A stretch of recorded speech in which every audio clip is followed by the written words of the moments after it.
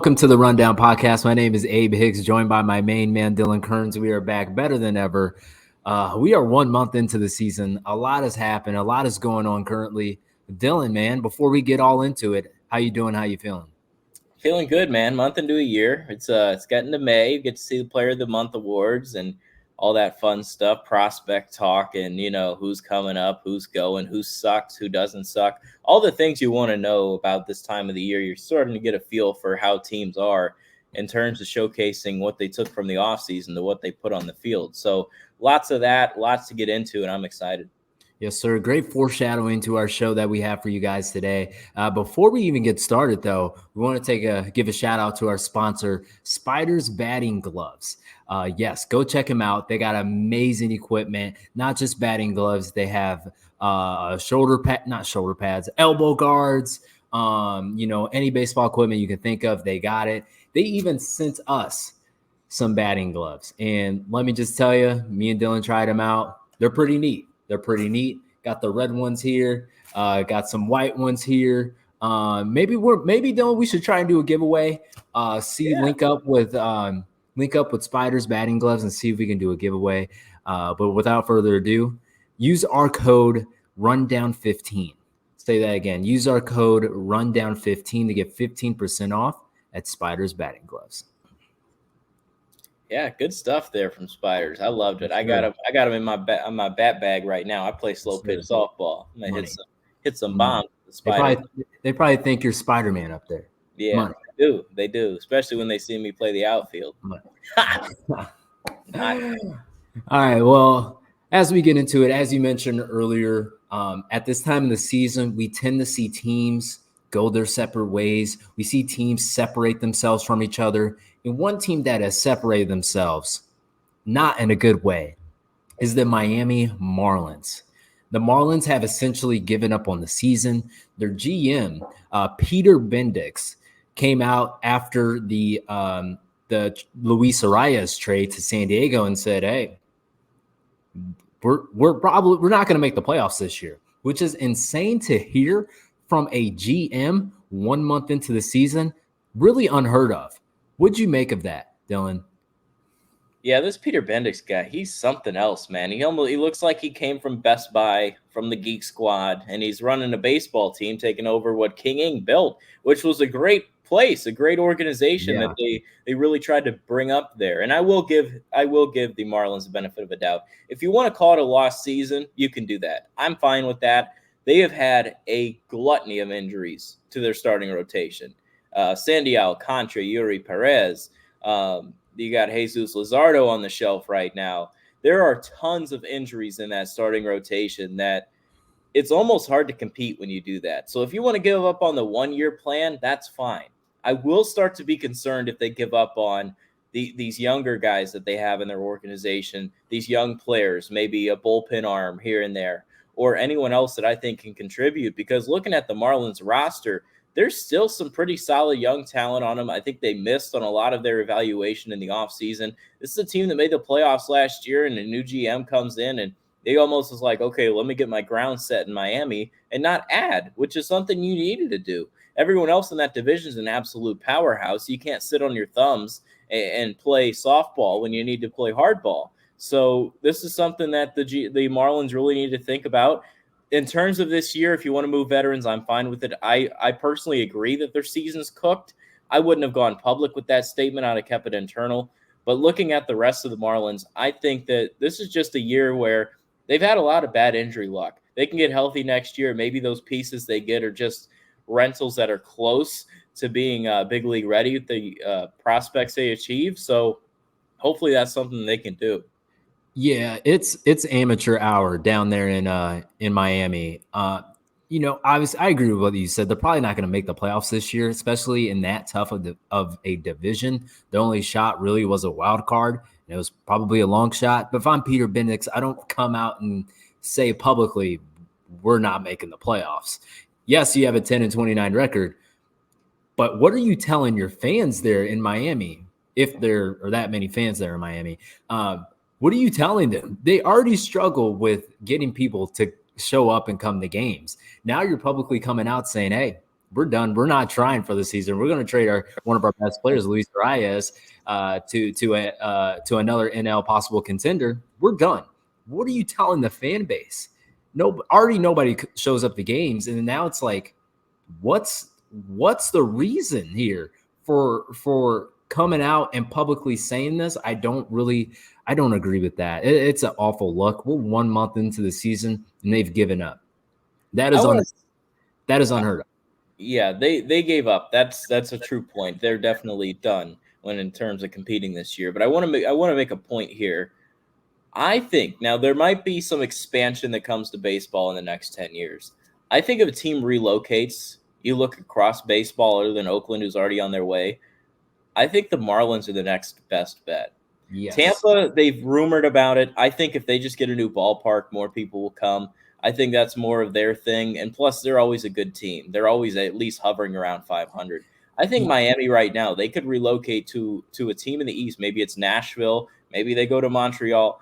I don't know. But you look at that NL East, and there's a lot of potential to move a team. They're on the tip of Florida, and no one really goes to Marlins games. Yeah, great analyst there. And this opens up a more nuanced conversation with what's really going on in baseball and the struggle it is for not just pro baseball in Florida, but essentially pro sports in Florida. It's tough to get people to come. If you're not a staple like the Miami Dolphins, even Miami Heat games, as good as they are, people don't show up. But the Miami Marlins, Tampa, they really struggle there. I think it's really part of tourism. People aren't really going there to show true fandom for those teams. It's more of a, hey, we're on vacation. Let's go catch a baseball game. And hey, my favorite team's in town, opposing team, hey, let's go catch them. I can't tell you how many times I've been to a Yankees game down in Tampa. There's more Yankees fans there than there Rays fans. It sounds like a Yankees home game. Same if the Red Sox are traveling down there. So yeah, I can definitely see that happening. The Miami Marlins moving. And just to go back to what has been torn down that Kim Yang has built, essentially, they were in the playoffs when she was there. I remember how big of a deal they made her, Kim being the GM of a Major League Baseball team. And not only that, she had somewhat success. And now all of a sudden ownership goes in a different direction. I wondered if this is a play that Jeff Fisher made for the Oakland A's. Hey, let's make this team as bad as possible. Let's move and then essentially sell the team. That's essentially what the A's are doing. I could see Miami doing that. You opened up a very, very nuanced conversation. All right, moving on to in the future on this. Yeah, we're gonna have to come back to this if that does happen. But moving on here. Oh, I feel so bad. Not just for the Angels, but man, Mike Trout. Mike Trout has torn his meniscus. He's pretty much out indefinitely. Maybe he comes back at the end of the year. It's going to be a tough call, but another injury has taken Mike Trout.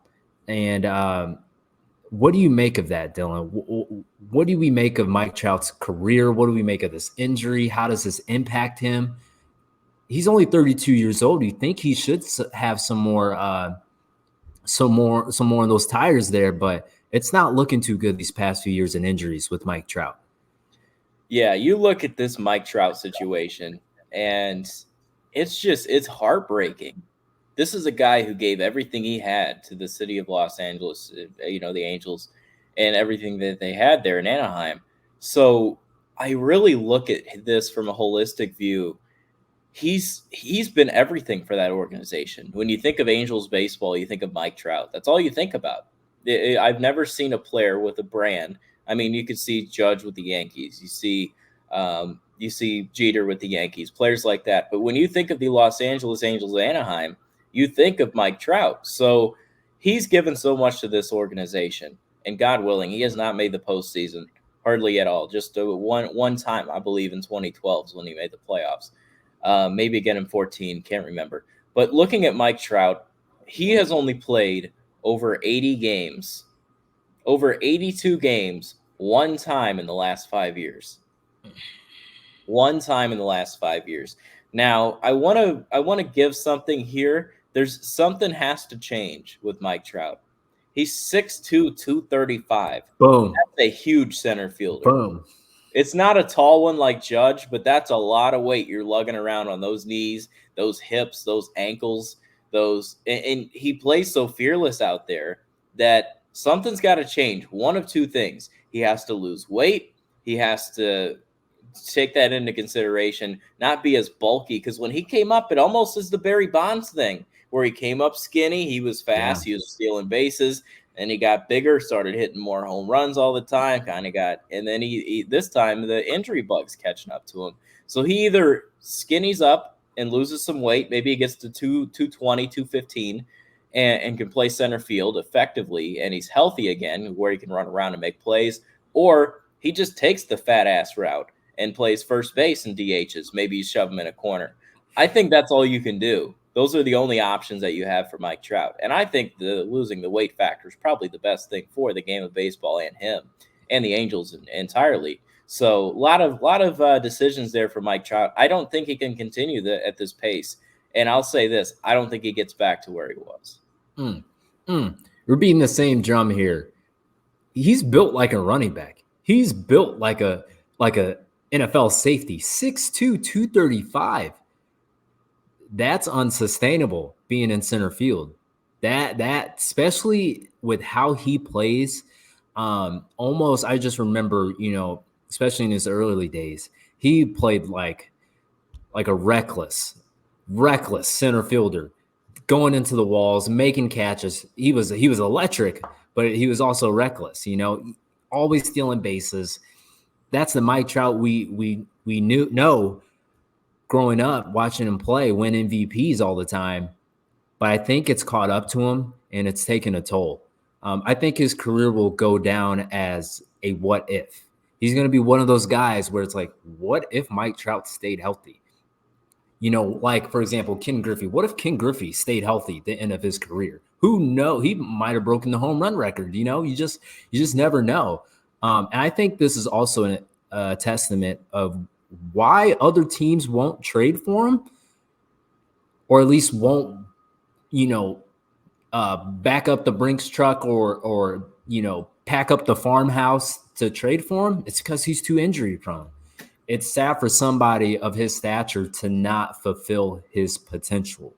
And he's another victim of his play style eventually catching up to him and injuries taking his career. I hate to see it. I think with Trout here, I'll do one more take on it. I think you mentioned the trade value. It's all gone now. Mm-hmm. Like, this was the last offseason where you probably could have said, oh, yeah, all right, fine, we can get rid of Trout. And not only that, get him off the books. That's a big contract. That's Giancarlo Stanton money with Giancarlo Stanton IL stints right there. Mm-hmm. So you have a lot you're dealing with. That's definitely problematic. So now not only do you have to factor in, okay, what kind of Mike Trout are we getting? If it goes south, you're paying a lot of money, which could set your franchise back. Yeah, no doubt. Now moving on to teams that are trying to move their franchise forward by using their top prospects, calling them up. And what we've seen recently, especially from Jackson Holiday, he got called up, didn't play so well, got called back down. Paul Skeens just got called up today, and he's making his first start, I believe, May 11th. So here pretty soon, Paul Skeens, the number one pitching prospect in all of baseball. Kyle Manzardo, did I say his name right? Yeah. For the Cleveland Guardians, just got called up. And it prompted this question. How should teams handle top prospects? How should teams go about treating, how they bring them up through the minor league system, and how do they properly prepare them for the big leagues? And if they succeed or not, how does your MLB team handle it? How should they handle it? Dylan, I want to hear your take. I think with top prospects, it's the $1 million question. It's the $1 million question we all need to ask ourselves. Is this player ready for the big leagues? And if that answer is no, you can't promote him. I don't care what the situation is. I think a few years back, the Cubs kind of did it with Nico Horner. They had every shortstop get hurt and didn't realize how thin their shortstop depth was, so he had to be called up in the heat of a playoff race. And that kind of set him back for a couple of years. He showcased some power and it hit a couple bombs coming up, and it was hitting 282. So he came up and performed. That following year, he was down. Then he had some injury problems, and then it took him a while to get back to where he was. So I think there are examples of when you need to based on depth, but there's also where you can kill a kid's psyche. And you look at Jackson Holiday. I'll go back to this example that you brought up. I don't know why you send him down. Because you ask him, what does he need to prove to you? Because he already proved that he's coming up. If he's proved enough to get to where you are, you say, okay, his game is ready at this level, this level, this level, and this level. That's why you called him up. You didn't, because otherwise you would made the team out of camp. Okay, but he proved to you that he's not ready to hit big league pitching. But okay, you know what? We'll two box this. We can sit here and go on with Jackson Holiday. If the kid is ready, if he has proven in the AAA in spring training, the reason they send him down to AAA is just it's always that service time stuff that's wonky. Oh, we want him to hit left-handed pitching. Oh, we want him to lead off. It's dumb things like that. So if he did those things, got enough to where he can get promoted to that next level, and it fails, you got to let him grow through it. This is a team that won many ball games last year. They tried, Dylan. No, they did. 30 at bats is not letting them grow. Hold on. Sometimes give him 100. Are you serious? Sometimes a young guy needs to get his mind right. Jackson Holiday's a really good hitter. Down? Okay, how do you know he's ready to come back up? Because he was raking in AAA when you called him up. How do you know as a GM, okay, he did enough. Let's call him back up to the show. You don't know that answer. You're taking another risk. You're wasting another option on his year. You cannot do that. You have to understand if he's ready for the big leagues and you evaluated him all across the board in AAA at all levels and you think he's ready for the show, you truly have to live by that and give him a shot. You can't bench him against lefties and play Jorge Mateo because he wasn't doing that stuff in Norfolk. He was playing every dang day at second base, hitting left-handed, right-handed, no platoon. He's not getting days off. He's facing pitchers. He's going out there and playing baseball. You cannot change the method when you get to the show. Give him 100 at-bats. Let him play his game. Because if he's ready from AAA, he's coming up. There's no other point. You truly do not know when he's ready to come back up. Because you think he was then. I don't know why you sent him back down. I would do exactly what the Orioles did. As you stated earlier, if your prospect, especially a top prospect, is balling out in the minor leagues, he deserves to be given a shot at the big leagues. If you believe a guy is ready to help your ball club today, call him up. And if he doesn't perform, send him back to the minor leagues until you believe he got his mind right and is ready to come back up. The Baltimore Orioles handled Jackson Holiday perfectly. Let me finish. He was tearing up AAA, got called up, and wasn't very good. I'm being generous in my explanation of his brief MLB performance. Holiday only had 2 hits and 34 ABs with 18 strikeouts. Maybe the pressure got to him. Maybe MLB pitching was way ahead than what he faced in AAA. Regardless, he didn't perform. Send him back to the minor leagues to figure it out. And that same message goes for Paul Skeens and it goes for Kyle Manzardo. Let's not treat these guys with kid gloves. At the end of the day, you're calling guys up to help your ball club. If they can't hit, it's next man up in this business. I think it goes back to the team he's on. You're still going to win games if he sits in the 8 hole and doesn't hit. Okay, but you want him to bring value and help your club. Then work with the hitting coaches during the week. Give them a couple days off and work at the big league level. See what it's like in the clubhouse to understand how you track pitchers, what goes into the day-to-day. Because I know in AAA, they're not diving into scouting reports daily because they don't even announce the starting pitcher for AAA games till 2 hours before first pitch. Yeah. So you don't even know who's starting those games. In the MLB, it's planned out. You get a week to prepare. You're sitting there and can truly break down a pitcher. That's something that he doesn't get at the AAA level. Let the kid at least watch and observe if you're going to bring him up. I think they should have just gave him more of an opportunity than 30 at-bats. That's what? Okay, if you get 4 at-bats a game, you're basically a week worth of starts. And you're like, all right, we've seen enough. Week. Just over a week. 18 strikeouts. So let the kid play. You call guys up to help your ball club, and if they aren't helping you, next man up. It has to be next man up. Kids. That's how you kill kids. That's not how you kill kids. Send them back to the minor leagues to figure it out. Then you have these 4A. That's how these 4A players develop. You rush a kid like Joe Adele. It's taken him 5 years and 3 Trout injuries just to have a shot at a good year. And how many times the Angels sent him back? Many times. Did they not? Yeah, and it killed his psyche. He has no confidence. He's fine now. He has Joe no Adele's, confidence. You know what? Okay. You know what you need to – hold on. Is your confidence getting better striking out 3 out of 4 times a game? You have big league coaches to work with you, and you're understanding the reps of the game. I think it's mental. I think it's more than that. I think it was mental for Jackson Holliday. I think the pressure of being the number 1 prospect in all of baseball, being the son of an all-star, Matt Holliday, I think that got to him. That is an exception. Go to the minor leagues and let him clear his head. That's an exception. I want to bring up one more thing on this prospect. Okay. Look at someone like a Michael Busch, minor league player of the year last year. Dodgers, sure, they brought him up, but they didn't need him last year. They gave him a cup of coffee. He showcased he could hit a little bit. And the Cubs were like, this guy's ready. Like, there's no up and down. We're gonna make him our first baseman of the future. So they traded a pretty darn good left-handed pitching prospect. And they got him ready. Like, they understood that this kid raked for so many years. He's figured out his approach. He understands the game. And they were going to let him play no matter what. Greg Counsell stuck him in there and let him play no matter what. Yeah, he had a tough 2-week stretch where he was not hitting the ball well. Yeah, so this prompts – I just immediately thought of this. Light bulb went off in my head. So what the Cubs did, they said, hey, Michael Busch, you're on the opening day roster. You're our guy. Do we think the Orioles should have said to Jackson Holliday coming out of spring, hey, you're our guy? Remember, he balled out in spring, and I agree. The Orioles shouldn't have sent him to AAA. The Orioles should have said, hey, you and Colton Cowser, you're balling out. You're on the team. You deserve but your performance in spring, you deserve to be on the opening day roster. I think a lot of this could have been avoided, to be honest. And look at Anthony Volpe.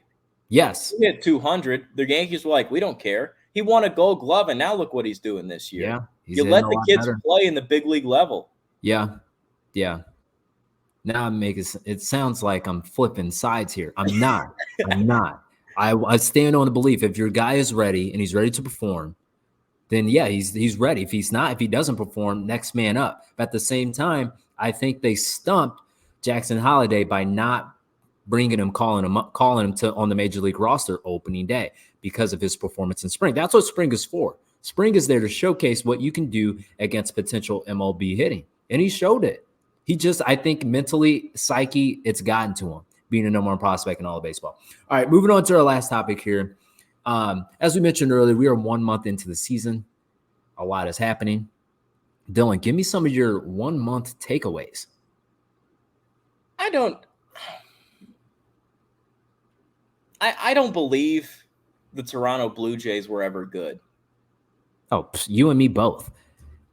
Like, I truly think they have had a team that was solid for many years. Like, they roster-wise on paper, they look so good, but they could not figure out who the hell their manager was. And they still don't know. That guy's not good. Like, they truly needed a manager more than anything. And if they were serious, they would have given up some pretty serious money for a Craig Counsell, because that ball club, there's no way that roster should be under 500. Tough division, but it's a very, very good starting pitching. The bullpen. Jose Barrios going into yesterday led the league in ERA. He's solid. Yeah. And then you got Gausman and Kikuchi. Like, there are so many arms in that rotation that are solid. But here we are again, another year where they're just disappointing. So I don't believe in the Toronto Blue Jays. My bold take is that manager's fired in the next 2 weeks. Ooh, that is a bold take. One of my takeaways, Shohei Ohtani's really good. Yeah. And it's not like, we knew this. Obviously, we all knew this, but it's like it's so easy for him. It's so easy for Shohei Ohtani. I just don't understand. What is he batting? I just want to see what he's batting this year. 370. Every day, Every day, it sounds like a cannon has been shot off his bat, injected to the ball 500 feet into the Chavez Ravine. Every game, I feel like. He's very good. I mean, I know it's not a surprise they're paying him a buku amount of money. If you're the Dodgers, do you say, hey, we really like you as a hitter. Maybe you should stay that way? No, stop it. Because here's the thing with Shohei Ohtani. This is a guy who's really routine based, and he's proven that he can put up stupid offensive numbers and pitch at the same time. Yeah. So when you only focus on one, you're going to get damn good at it. Yeah.